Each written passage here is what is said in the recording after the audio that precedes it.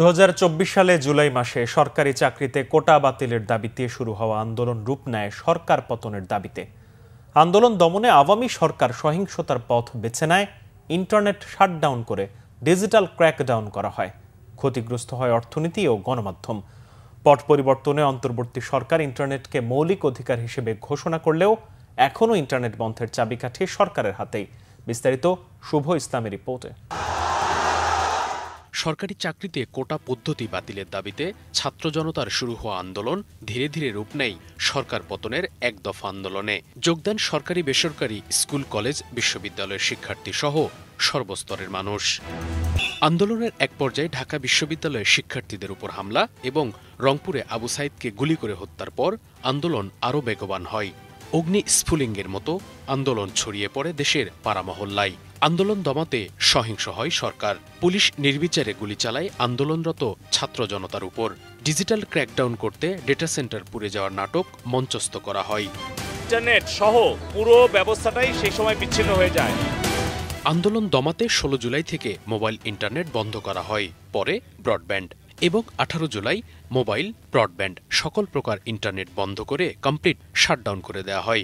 সেদিন সাময়িক বন্ধের কবলে পড়ে বাংলাভিশন সহ 4টি টিভি চ্যানেলের সম্প্রচার। পরে 25 জুলাই থেকে 5 আগস্ট পর্যন্ত কয়েক ধাপে ইন্টারনেট বন্ধ হওয়া এবং ফেরার মতো ঘটনা ঘটে। ইন্টারনেট সোসাইটির তথ্য বলছে, সে সময় বাংলাদেশে প্রতিদিন ক্ষতির পরিমাণ ছিল $35 লাখ।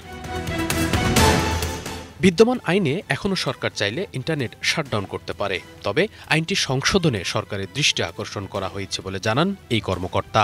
এখনও টেলিকম অ্যাক্টে কিছু কিছু জিনিস রয়ে গেছে যেটা দিয়ে সরকার চাইলে এটা বন্ধ করতে পারে। আমরা সরকারকে চিঠি দিয়ে অনুরোধ করেছি যেটা রিভিউ যেন করা হয়।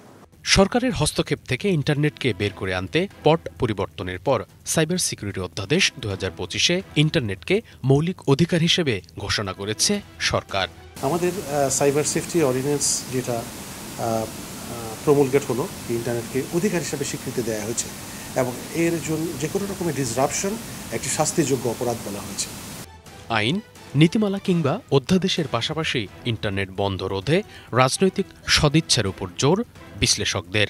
পলিসি যেগুলো রিফর্ম করা হচ্ছে সেখানেও ইন্টারনেট ব্লকের বিরুদ্ধে কথা বলা হয়েছে। রাজনৈতিক আদর্শ এবং প্রজ্ঞার জায়গাটা যদি একটা পর্যায়ে না পৌঁছায়, আমরা ইন্টারনেট ব্লকের ঝুঁকিতে থাকবো। আমরা আইন যাই করি না কেন, যেভাবে করি না কেন, এই ঝুঁকি আসলে থাকবে। অপটিমাম একটা সলিউশন বাই করতে হবে এবং বেস্ট সলিউশন হচ্ছে আমাদের পলিটিশিয়ানদেরকে, আমাদের জনগণদেরকে এটার ইমপ্লিকেশনসটা বোঝানো। And I think that is the best way of solving this problem. Internet shutdown সহ আড়িপাতা বন্ধে সরকার কাজ করছে বলে জানান প্রধান উপদেষ্টার বিশেষ সহকারী ফয়েজ আহমেদ তৈয়ব। ইন্টারনেট শাটডাউন সংক্রান্ত টেলিযোগাযোগের যে আইনটা আছে, অনেক জটিল একটা আইন। সেই আইন নিয়ে ব্যাকগ্রাউন্ডে কাজ করছি। সেখানে আড়িপাতার বিষয়ে এনটিএমসির কিভাবে একটা শৃঙ্খলিতভাবে কাজ করবে চেষ্টা করব একটা গ্রহণযোগ্য সমাধানের মধ্যে আসতে। রাষ্ট্রীয় অর্থ গচ্চা দিয়ে ইন্টারনেট বন্ধ রাখলেও শেষ পর্যন্ত গদি বাঁচাতে পারেনি শেখ হাসিনা। 5 আগস্ট গণভবন অভিমুখে ছাত্র জনতার পদযাত্রার সময় ক্ষমতা ছেড়ে আশ্রয় নেন ভারতে। শুভ ইসলাম, বাংলাভিশন, ঢাকা।